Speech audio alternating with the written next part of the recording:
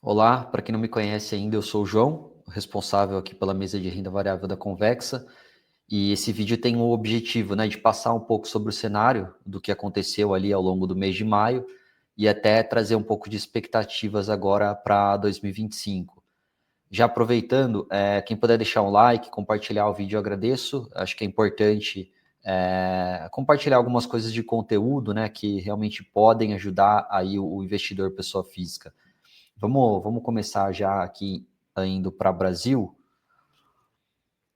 A gente teve agora no dia 7 de maio, uma reunião do Copom, onde o Copom, o comitê ali decidiu subir a taxa de juros de 14,25% para 14,75% ao ano.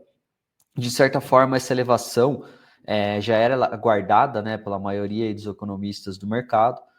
E também, na semana seguinte, no dia 13, na terça-feira, a gente teve a ata do Copom, que reforçou a leitura de que o ciclo de aperto monetário ele pode ter terminado com essa Selic agora em 14,75.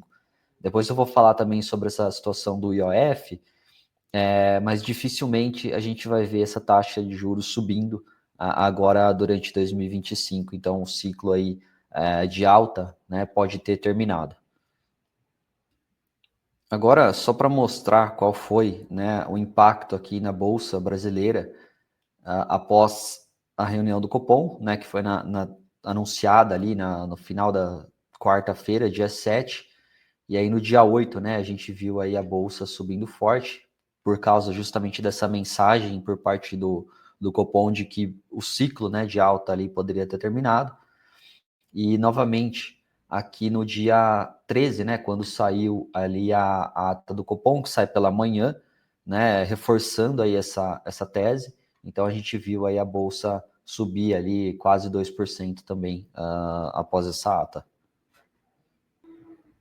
Ainda aqui no mês de maio, a gente teve a prévia do PIB, que veio acima do esperado para o mês de março, O esperado aí era um avanço de 0,5%, e o PIB veio no mês de março em 0,80%. Quem puxou, basicamente aí esse número para cima foi o setor do agronegócio, que apresentou uma expansão de 6,1% no primeiro trimestre de 25, devido às safras recordes, agora para esse ano.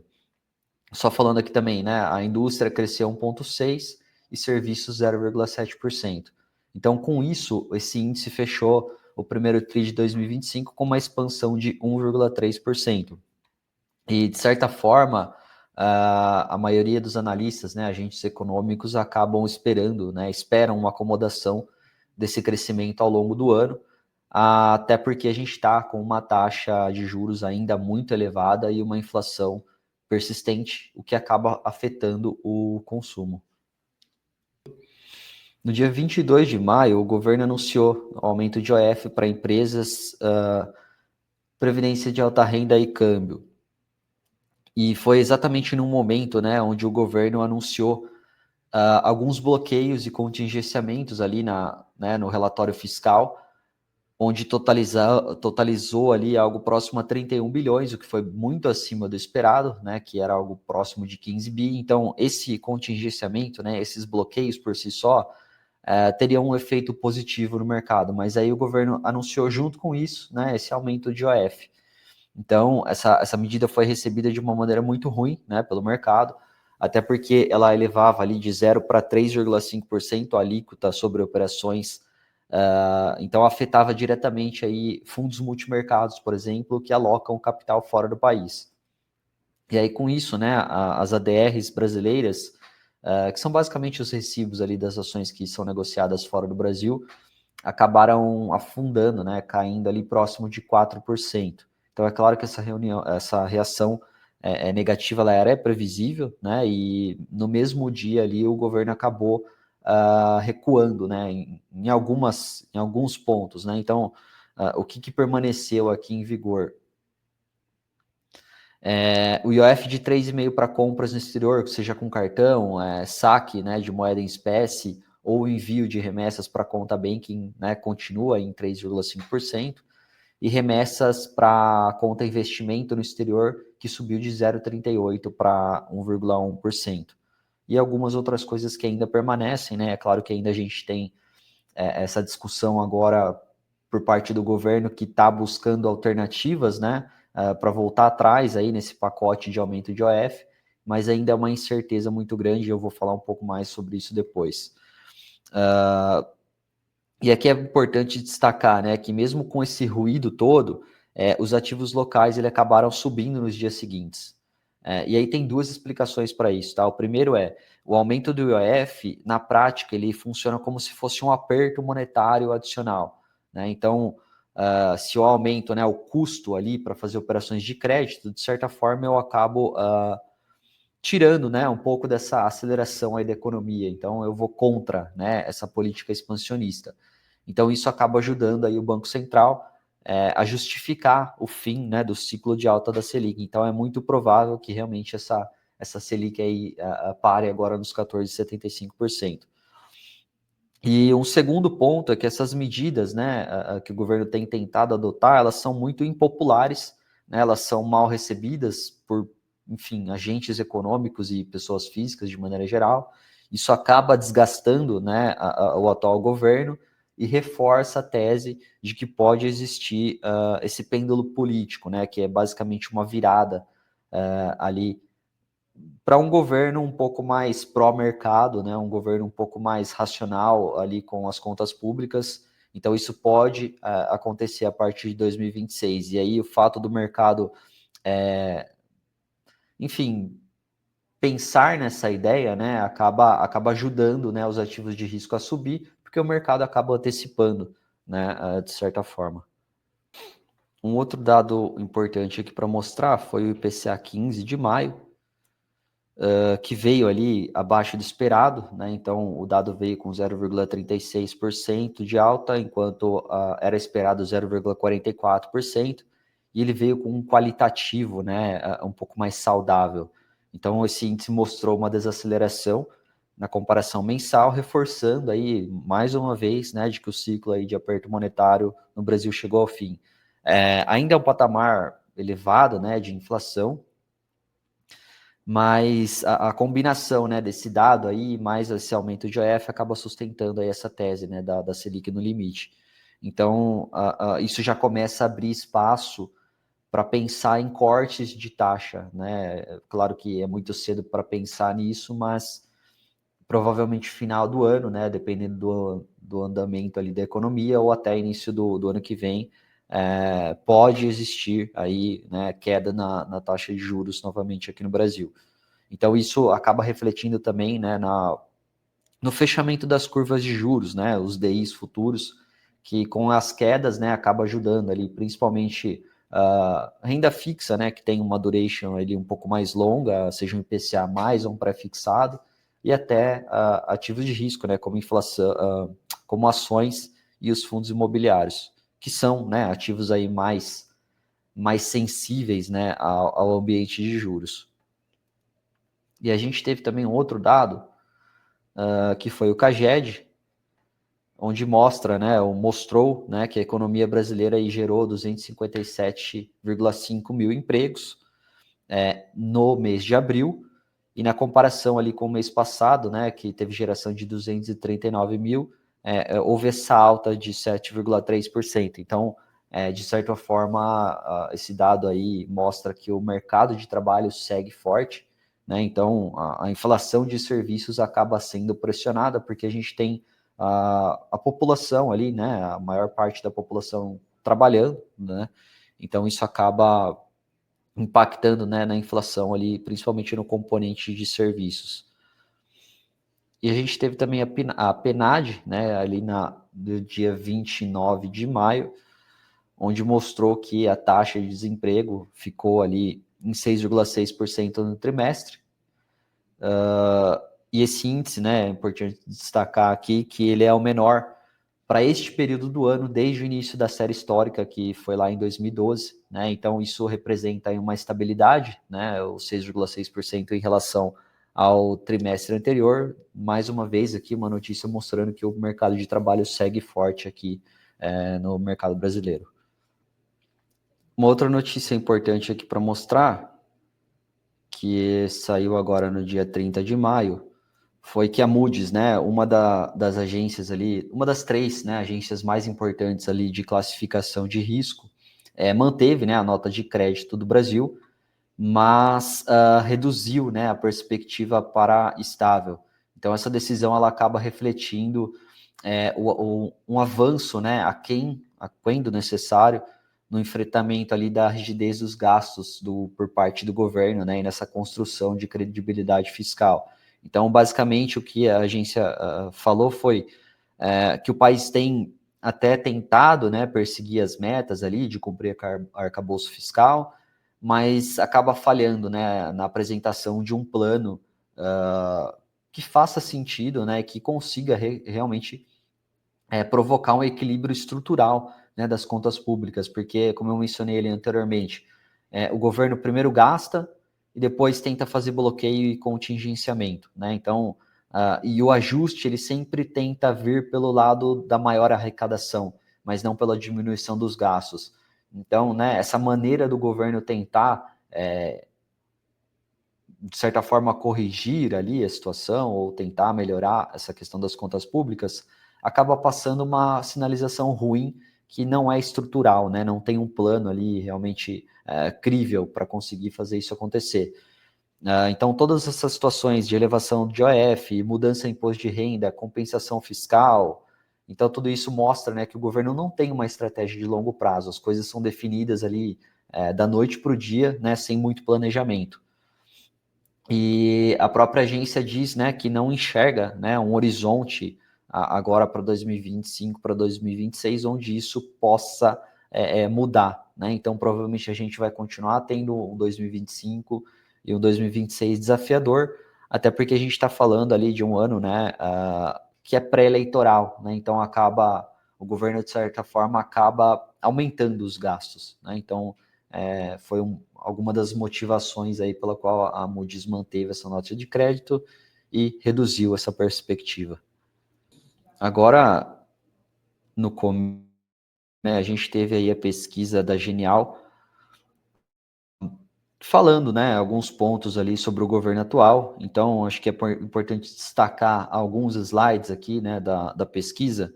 Então, revelou, né, que a desaprovação ali do governo atingiu 57%, que é o maior patamar desde o início do mandato, né, do governo atual. E, de certa forma, a história, né, mostra que os presidentes ali com uma desaprovação acima de 50% acabam enfrentando dificuldades, né, para serem reeleitos. Aqui também, um outro ponto, foi que o trabalho aí do presidente é considerado negativo por 43% dos entrevistados, e 56% avaliam, né, que esse tem sido o pior mandato do Lula, né, que no caso a gente está no terceiro. Aqui também, né, um outro dado importante para mostrar é que 70% dos brasileiros afirmam, né, que o presidente não está conseguindo cumprir as promessas de campanha, e a percepção geral é de que o Brasil ele está no caminho errado, né, com 61% aqui. Então, né, considerando aí que 2026 é ano de eleição, né, de novo aqui, repetindo esse ponto, o governo deve tentar de tudo, né, para lançar medidas aí para melhorar a popularidade, né, para tentar mudar um pouco essa imagem que, enfim, a gente vê através das pesquisas aí, de certa forma, né, desaprovando o governo. Então, tudo isso pode fazer com que os gastos públicos aumentem e piorem, né, a situação fiscal aqui do país.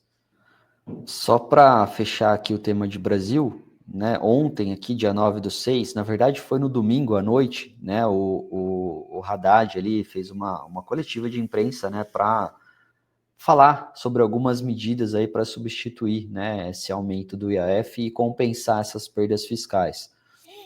Então, só alguns pontos aqui. É claro que ainda isso está em discussão, né? Isso ainda vai ser apresentado para o presidente Lula, não necessariamente isso vai passar pelo Congresso, mas algumas medidas aqui, né, só para citar, né, que acaba, inclusive, prejudicando, né, investidores de maneira geral, é o aumento, né, na alíquota ali de R de 0 para 5% em LCI, LCA, CRIs, CRAs, fundos imobiliários, também tem a possibilidade de aumentar a JCP de 15% para 20%. Eles querem também passar a alíquota, né, da renda fixa, que era de 22,5% até 15%, né, dependendo do prazo, isso pode ir para 17,5%, né, então teria uma alíquota fixa de 17,5%. E a gente tem também, né, o aumento da alíquota das apostas esportivas, né, as bets, que pode ir de 12% para 18%. E a gente tem também um possível ajuste, né, no CSLL para fintechs e bancos, né, então, é claro, de novo, né, essas medidas aqui não necessariamente vão passar, não necessariamente vão ser essas medidas, mas, novamente, né, mostra que o governo tenta arrumar a situação fiscal do Brasil, tributando, né, cada vez mais. Então, ninguém quer cortar gasto, só quer aumentar a arrecadação. Então, de novo, isso acaba prejudicando muito, né, a questão das contas públicas aqui e não tem, né, uma perspectiva de melhora aí para esse ano e o ano que vem. Agora falando um pouco sobre China, assim como em abril, né, o principal evento aí de destaque no país foi agora durante o mês de maio, esteve relacionado ao cenário tarifário. Então, a gente viu aí um acordo, né, de Estados Unidos e China com uma desescalada, né, reduzindo aí as tarifas de 115% aplicadas sobre as exportações chinesas para 30%. Então, né, o que são esses 30%? 20% corresponde ali às tarifas relacionadas ao fentanil, que já foram, né, que foram anunciadas lá no começo do ano ainda, antes do Liberation Day, e mais 10% de tarifas recíprocas, né? Então, a gente está vendo aí agora, nessa segunda e terça-feira, inclusive, uma nova rodada de negociações.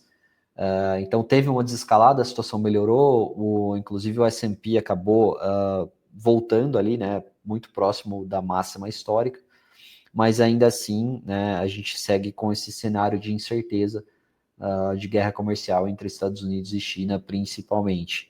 E aí, né, aqui no dia 20/5, a China reduziu as taxas de juros, com foco aí em ajudar a economia, né, principalmente dada essa situação de guerra comercial. Então, a China levou, né, essas taxas aí para mínimas históricas, então já era esperado que as taxas de empréstimos aí de 1 e 5 anos fossem reduzidas.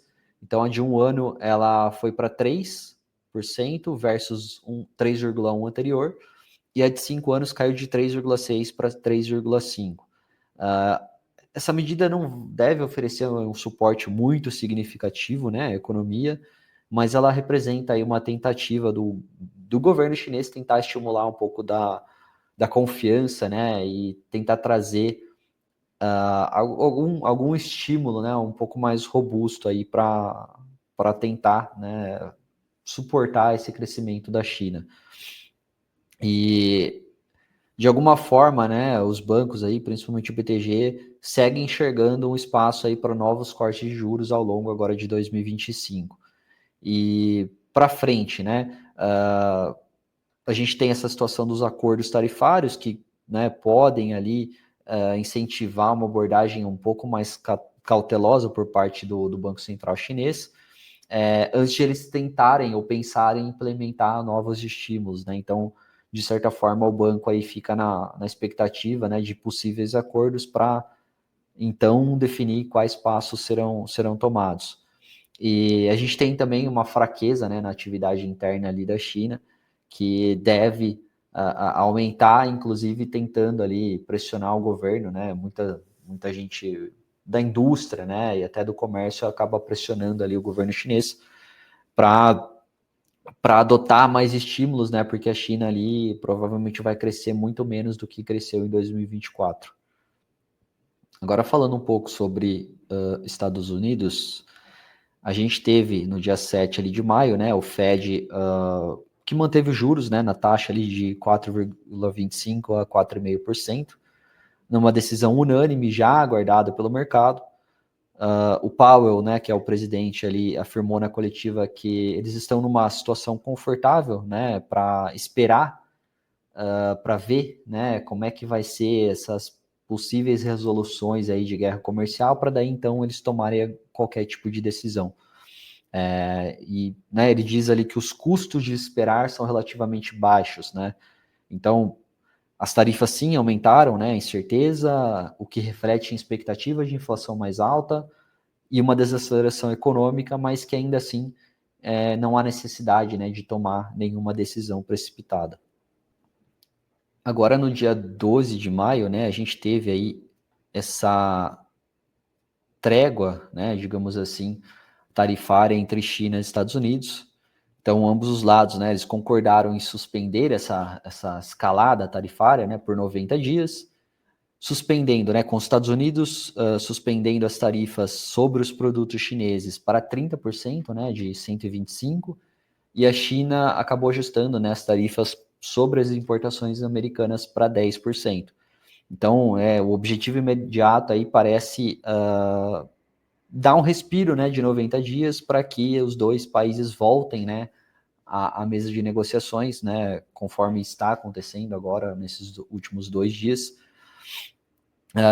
tentando, né, um intervalo, né, para tentar, de certa forma, desenhar uma solução aí mais duradoura.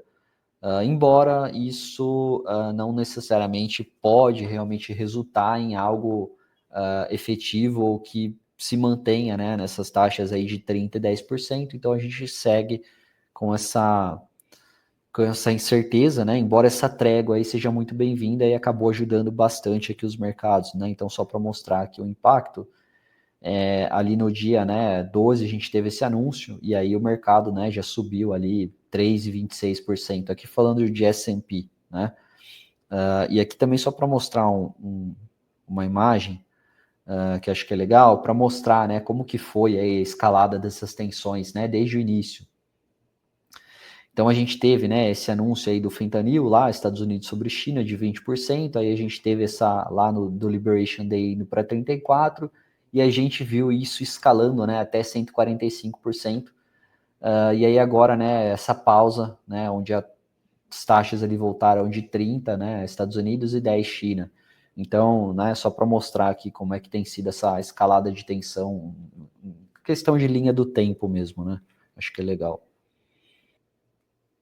Agora trazendo o dado de inflação nos Estados Unidos, né, o CPI, que se mostrou novamente menor do que o esperado, né, o índice subiu aí 0,2% no mês versus o esperado de 0,3%, o que levou a taxa de inflação de 12 meses para 2,3% versus 2,4% esperado. Importante destacar que essa inflação segue se aproximando ali da meta do Fed, que é de 2%, mas ainda assim tem uma gordura, né, para cair, e a gente tem toda essa situação de guerra comercial que pode fazer a inflação subir de novo. E aí a gente teve, né, excluindo aqui os preços mais voláteis de alimentos e energia, o núcleo, né, do CPI, ele aumentou também 0,2 versus 0,3 esperado, e o núcleo ficou em 2,8% em 12 meses. Então, né, esse dado do núcleo veio em linha, né, com o que o mercado estava esperando, mas se a gente olhar para o núcleo, o CPI ainda segue longe, né, dessa meta aí de 2%.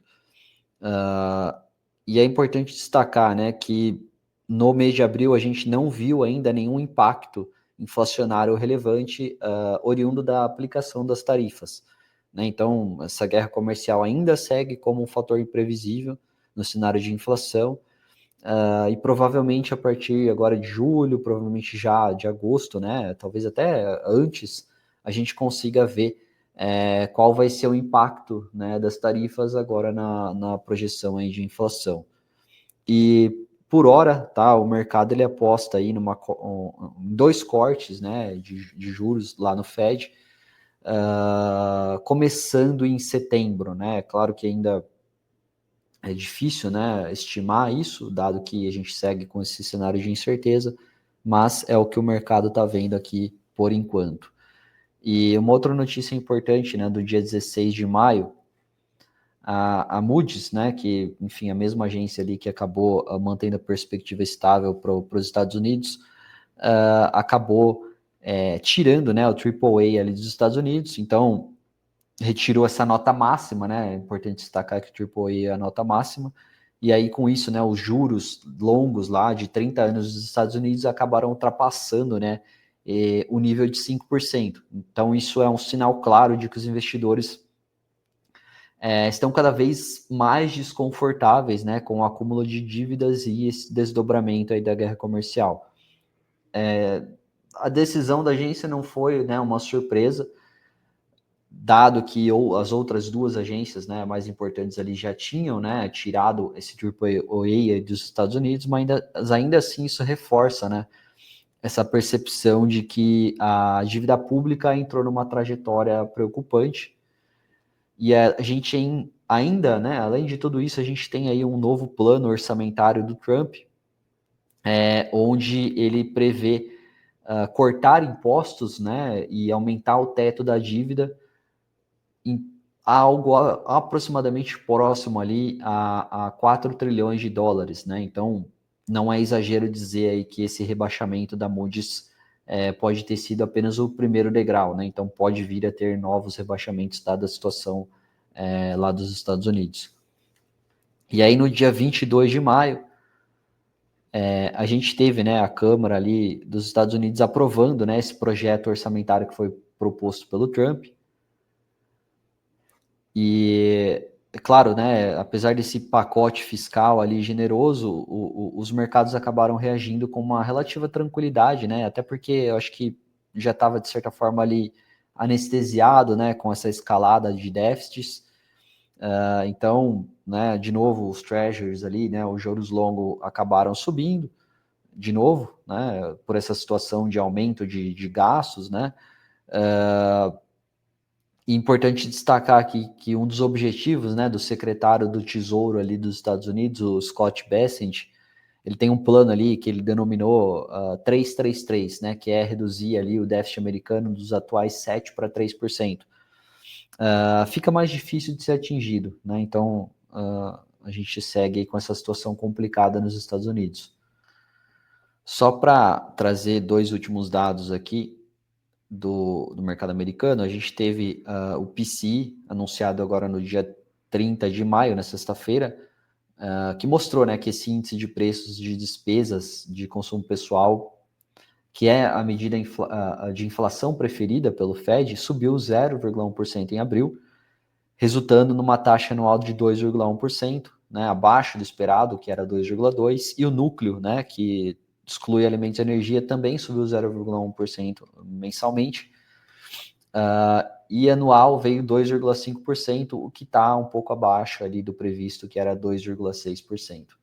E aí a gente teve também o payroll, que no dia 6 agora, de junho, que mostrou, né, que os Estados Unidos criaram 139 mil vagas de emprego agora no mês, número esse inferior aos 147 mil de abril, mas ainda acima da expectativa para o mês de maio de 130, né? Então, basicamente aqui, foi um resultado em linha, né? Apesar de vir ali um pouco acima do esperado, o que foi suficiente para animar os mercados, né? Na data ali de divulgação. Então, a gente segue com uma economia americana resiliente e ainda assim com uma percepção, né, de que os cortes de juros podem vir ainda agora no segundo semestre de 2025. Agora, vou mostrar aqui um pouco do mercado de criptoativos, o desempenho aqui do Bitcoin, né, que foi destaque aí no mês de maio, né, registrando nova máxima histórica em 112 mil dólares, e ele até recuou ali por volta de 102 mil dólares, mas voltou ali, né, nos últimos dias ali a negociar próximo aos 109 mil. E, né, a performance do Bitcoin ali acabou superando os índices de ações norte-americanos e ele vem se mostrando com uma correlação um pouco menor ali aos instrumentos de mercado tradicional.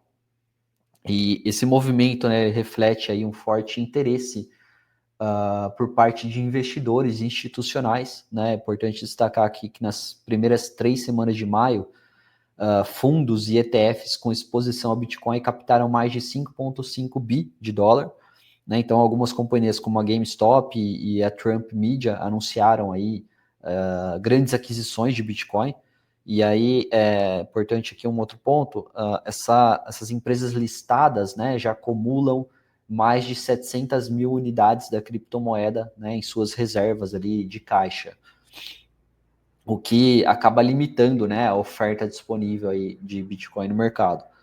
E sobre a questão regulatória, né, tem um projeto ali chamado Genius Act, que é um marco legal para stablecoins nos Estados Unidos. Ele acabou avançando no Senado e agora ele segue ali para votação no plenário.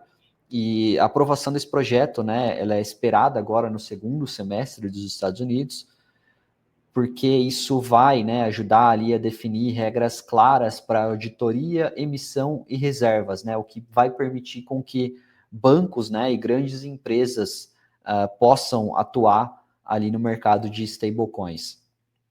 Um outro fator positivo, né, veio da flexibilização regulatória por parte do Banco Central dos Estados Unidos, ou o Fed, né, que removeram aí a exigência prévia para bancos oferecerem serviços relacionados a criptoativos, o que acaba reduzindo, né, as barreiras de entrada para essas instituições tradicionais.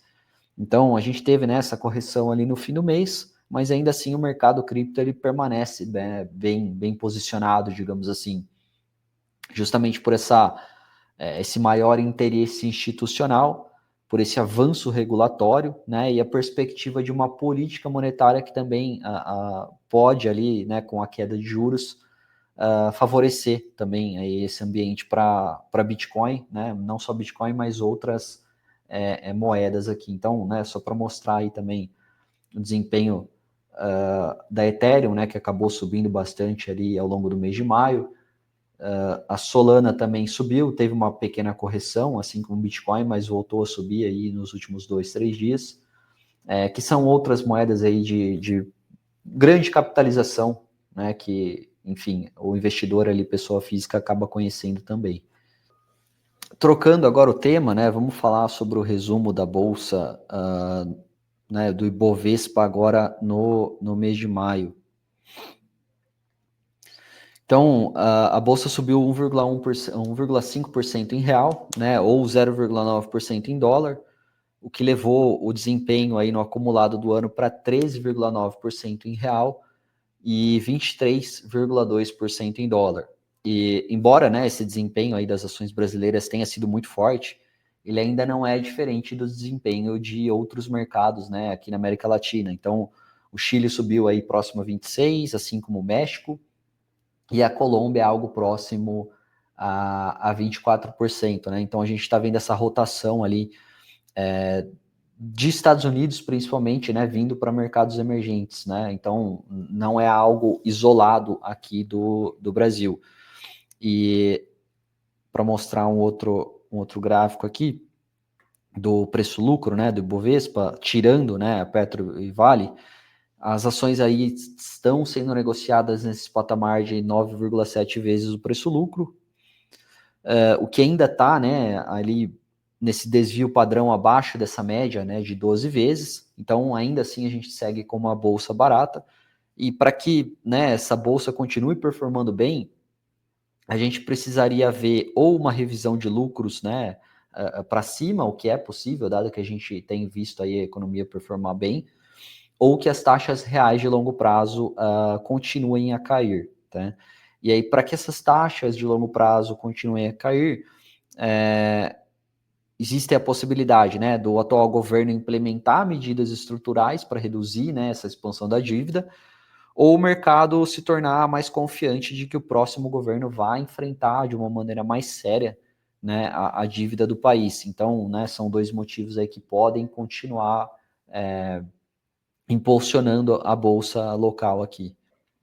O BTG realizou uma rodada aí de pesquisa do sentimento, né, de gestores, né, de investidores, agora no mês de maio de 2025. É importante destacar que essa pesquisa é respondida por principalmente investidores locais, e de maneira geral, né, a percepção é de que os investidores estão mais cautelosos, né, após essa recente alta. Então, aqui só para mostrar em forma de tabela aqui, de gráfico, né, o número maior de investidores, né, agora, referente ao mês de maio, afirma estar neutro em relação aos níveis atuais. Então, né, a gente tem 43% aqui versus 35% em abril. E aqui, em relação ao valuation, né, embora ainda esteja barato, né, como eu mostrei ali o preço-lucro, a gente vê um número maior, né, de entrevistados, no caso aqui 35% no mês de maio, precificando Ibovespa como correto, né, enquanto a gente tinha visto isso em abril com somente 26%. Aqui também, né, nessa página 7, a gente vê que alguns investidores eles estão ficando desconfortáveis, né, com a velocidade da recente alta. Então, tem mais gente aí falando em reduzir as posições, né, no caso 35% aqui contra 12% em abril. E também, né, é legal notar aqui que 72% dos entrevistados, né, que somando, né, esses 29 com 43, dizem, né, que o valor justo do Ibovespa estaria aí nessa faixa de 130 a 150 mil pontos. E só para, né, dar um efeito aqui, maio o índice encerrou em 137 mil pontos. E a gente tem ainda, né, 25% aqui dizendo que o Ibovespa pontos. Então, de maneira geral, resumindo, né, os investidores aí estão mais cautelosos com a bolsa no momento. Aqui um gráfico só para mostrar, né, essa relação aí de put e call, né? Então, put é um direito, né, de vender um ativo a determinado preço e a call é um direito de comprar um ativo a determinado preço, né? Então, essa relação aqui, né, olhando aqui a linha azul, subindo, então mostra, né, que essa relação subiu, né, ao nível mais alto desde novembro do ano passado, isso próximo aí a 1,6% aí agora, indicando que, embora os investidores locais não estejam vendendo ações, a gente tem muita gente comprando proteção, né, com uma possível queda das ações. Aqui é importante falar que a compra de proteção é basicamente a gente comprar put, né, que é comprar o direito de vender alguma coisa, né, a determinado preço, né, até determinada data. Então, inclusive a gente fez isso aqui bastante na Convexa, né? Muitos clientes aí fazendo essa compra de put, né? Principalmente ali quem tem uma carteira de ações ali um pouco grande, porque se, né, a gente vê a valorização ali de Bovespa continuar, ele pode perder o prêmio ali alocado, né, nessa compra de put, mas ao mesmo tempo, caso o Bovespa volte a corrigir, a gente protege ali uma parte da carteira, né? Então é uma opção interessante aí para quem tem medo, né, da correção do Ibovespa daqui para frente. E aqui um outro gráfico, né, para mostrar aí o fluxo de investimento líquidos do estrangeiro, né, para as ações brasileiras, isso aqui no acumulado do ano, né? Então a gente vê essa linha, enfim, mostrando o fluxo e também a gente vê aqui no lado direito, né, a quantidade de pontos de Bovespa, ou seja, a gente vê uma correlação muito alta, né? Então, conforme o investidor estrangeiro traga fluxo para cá, a bolsa acaba subindo, né? Então, embora os múltiplos aqui da bolsa parecem ser menos atraentes, né? O fluxo de entrada aí dos estrangeiros continua sendo bem agressivo, né? Então a gente já tem aí 22,1 bi líquido desde o início do ano. E, novamente, né, destacando aqui que isso se deve a essa rotação de portfólio dos Estados Unidos. Então, é basicamente isso que explica, né, esse movimento de alta aí do Ibovespa ou dos mercados emergentes agora no início do ano. E aí o BTG destaca, né, que embora os investidores locais estão mais cautelosos com essa recente alta, eles não querem, né, perder essa valorização, né, caso o fluxo estrangeiro continue vindo para cá. Então, esse é o motivo aí pelo qual a maioria dos investidores continua investida, né, na bolsa, e acabou optando por proteger, né, a exposição comprando opções de venda, ao invés de vender diretamente as posições, né, que acaba sendo uma maneira até talvez mais inteligente, né, enfim, de seguir aproveitando uma possível alta aí da bolsa. E também tem essa situação, né, de que o ciclo de aperto monetário aqui no Brasil provavelmente terminou, o que traz, né, uma visão aí um pouco mais otimista, né, de que a bolsa pode continuar subindo com uma possível queda de juros ali a partir do final do ano. E um gráfico não, uma notícia legal aqui para trazer, o Morgan Stanley, né, acabou dando uma recomendação ali para o Brasil, elevou, né, a recomendação ali para compra, né, citando, né, alguns pontos positivos, né, como a perspectiva de mudança na política econômica a partir de 2027, o fim, né, do ciclo de alta da Selic e valuations que ainda estão descontados, né, e eles fazem uma estimativa ali para o Ibovespa próxima a 180 mil pontos até provavelmente a metade ali, né, de 2026. Agora, para fechar, vamos falar aqui sobre o Asset Strategy, agora na tela aí para vocês. Basicamente, né, aqui do lado global, o BTG, né, diz que o excepcionalismo americano está em teste, né, então a trégua aí tarifária com a China trouxe essa revisão, né, da tarifa média ali para 13, 14% em maio, o que melhorou as perspectivas de crescimento agora para 2025. Também aponta, né, que o mercado de trabalho segue resiliente e a inflação de abril ela surpreendeu para baixo, adiando, né, possivelmente aí o início de ciclo de cortes do Fed para dezembro, né? De novo, isso aqui ainda é incerto, né? Mas provavelmente a partir do último tri agora de 25 a gente pode ter cortes lá no mercado americano. Aqui também na China, né, que apesar da redução tarifária, a atividade continua fraca, com as vendas no varejo e a produção industrial decepcionando, e o Banco Central chinês cortou os juros, né, e deve anunciar em novos estímulos para sustentar esse crescimento, que tem a meta aí em 4% ao ano. No Brasil, né, o PIB, emprego e o crédito seguem insensíveis à taxa de juros. Então, no mês aí, o PIB, né, cresceu 1,4% no primeiro trimestre, né, agora de 25, o que acelerou, né, em relação aí ao 0,1% revisado do quarto tri de 24.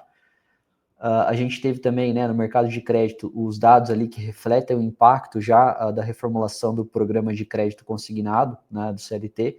Então, antes dos ajustes, né, o crédito ali concedido em média ao mês era de 1,7 bi, agora, né, depois disso a gente está com 5,2 bi, então é uma medida aí que acaba estimulando a economia, né, jogando, digamos assim, mais liquidez no mercado, e dificulta, né, digamos assim, a política monetária. E aqui também, né, a gente teve ali a reunião do Copom, como eu mencionei já anteriormente, que acabou soando um pouco mais dovish, né, ou seja, mais dovish é quando ela veio leve, né, um pouco mais pró quedas de juros, né, do que uma coisa mais mais voltada, né, ou mais focada em subir juros. E eles também não veem, né, a simetria ali no balanço de riscos para a inflação, tá? Aqui também eles dizem, né, que na política fiscal, né, o segundo relatório bimestral ali de receitas e despesas que foi apresentado, onde teve aquele contingenciamento, né, de cerca de 30 bi na despesa primária, ou seja, foi muito acima ali daqueles 5 bi que foram, né, que eram esperados pelo mercado, o que foi ótimo, mas junto com isso a gente teve aquela elevação, né, do IOF, o que foi bem problemático. E aqui também o BTG aponta, né, que os efeitos aí defasados da liberação do FGTS e do crédito consignado e outras medidas, né, de incentivo aí da economia devem reduzir a potência da política monetária agora no segundo tri e provavelmente pressionar, né, as expectativas de inflação que nos últimos 12 meses seguem aí longe da meta, né, a gente está com a inflação de 12 meses próxima a 5,2%, né, com o teto ali da meta em 4,5%, então essas expectativas teriam ainda que cair bastante para se aproximar da meta. E para a questão de estratégia de locação, né, foi mantida a mesma posição do mês anterior, né, então vamos aqui para como que ficou, né, a carteira agora só antes de mostrar a carteira, né, como foi o desempenho aqui do mês de maio, né, a gente teve título público ali subindo 1,27% ao mês, o CDI 1,14%, inflação a média, né, digamos assim, 1,7%, a inflação mais curta 0,62% e a inflação mais longa com 2,45%. Isso aqui foi motivado justamente por uma quedinha ali, né, nas taxas de juros um pouco mais longas, que acabam favorecendo, né, os títulos com duration maior, que seria o IMAB 5+. Pré-fixado a gente teve aqui 1% e o pré-fixado longo 1,24%. Então, de maneira geral aqui, as classes aí performando muito próximas, né, ao CDI. Aqui no retorno absoluto, né, que são os fundos multimercados, a gente teve uma performance acima do CDI de 1,27%. O Ibovespa no mês subiu 1,45%, né, com destaque aí para as small caps, que subiram mais, né, 5,94%, também para utilities aqui, que subiu 3,2%. A gente também teve uma performance positiva de fundos imobiliários, que subiu 1,44%, e criptoativos, né, outro destaque aqui subindo 11%, né, 11,32% no mês. Aqui só para destacar, né, que abril em relação a maio, a gente teve, né, no caso, subiu as curvas mais curtas, né, então vencimento aqui 27, 28 e 29, a gente vê, né, que esse juro subiu, mas quando a gente olha para a ponta mais longa, os juros caiu, né, pouca coisa, mas caiu, então é justamente isso aqui que explica, né, a inflação longa e o pré-fixado longo performando bem, enquanto os curtos aí tiveram uma performance um pouco abaixo, né, do CDI. E aqui, né, indo para a estratégia de alocação, conservador balanceado e sofisticado, né, basicamente renda fixa aqui no conservador 85%, sendo 65% pós-fixado, 20% inflação. Na carteira balanceada a gente tem 75% de renda fixa, sendo 30% pós-fixado, 42,5% inflação e 2,5% pré-fixado. E na sofisticada a gente tem aí 65%, né, com pós-fixado 20%, inflação 41% e pré-fixado em 4%. Quando a gente vai para o multimercado aqui, 9% no conservador, 13% em balanceado e 17% na carteira sofisticada. Ações, 3% conservador, 7,5% balanceado, 12% sofisticado. E também aqui alternativos, né? 3%, 4,5% e 6% para sofisticada. Então é basicamente isso, tá? Em relação à estratégia. E aqui, né, a questão de posicionamento por classe de ativo, a gente tem um peso aqui um pouco maior, né, na inflação longa, dado que o cenário pode ajudar os títulos que são ali, né, marcados com IPCA+, terem um desempenho melhor. E a gente tem também, né, uma posição aqui abaixo, né, digamos assim, do neutro de ações e ativos aí alternativos.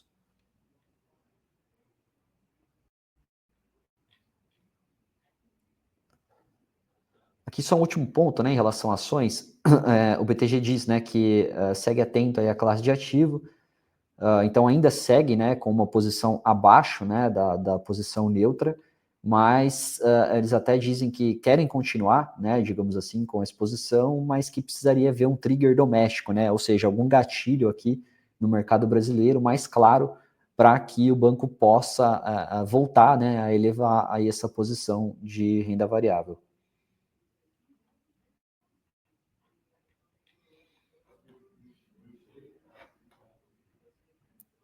Bom, pessoal, por esse mês é isso. Até a próxima e um abraço.